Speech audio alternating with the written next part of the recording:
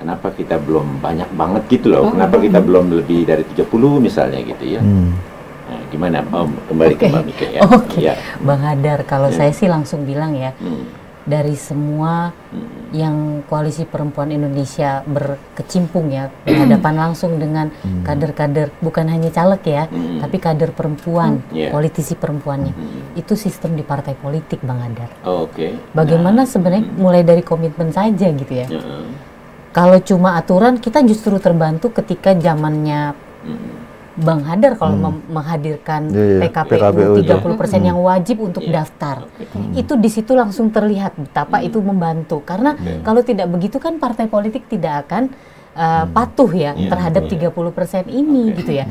30% ini tuh meskipun dalam catatannya juga hanya sebagai food getter seperti itu atau sebagai syarat administrasi. Karena kebanyakan caleg perempuan yang diperlakukan seperti itu mengaku iya supaya nanti bisa lolos dalam prasyarat seperti itu.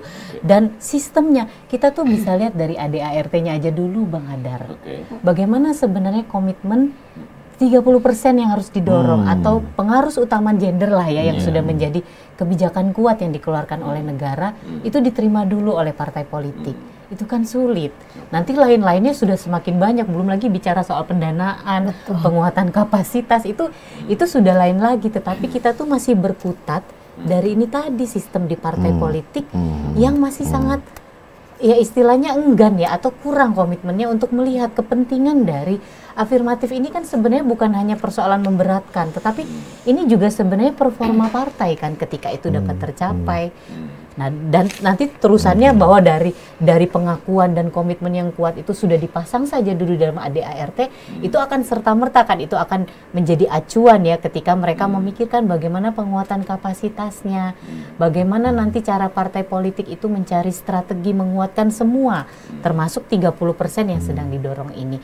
Lalu bagaimana menguatkan 30% itu misalnya lewat institusi di dalam partai politik, entah itu departemen-departemen atau seperti saya partai seperti itu yang memperkuat politisi perempuannya gitu ya. Karena kalau secara arena politik perempuan tuh selalu kalah, selalu berbeda maksudnya. Berbeda tuh lebih subordinat karena budaya yang sudah melekat kan. Pengambilan keputusan saja perempuan tuh masih bingung loh Bang Hadar, Mas Arief. Iya kan? Seperti itu. Untuk berkiprah di politik tuh perempuan itu pengambil keputusannya berat gitu ya. Karena itu tadi konstruksi di dalam keluarga, di lingkungan masyarakat seperti itu.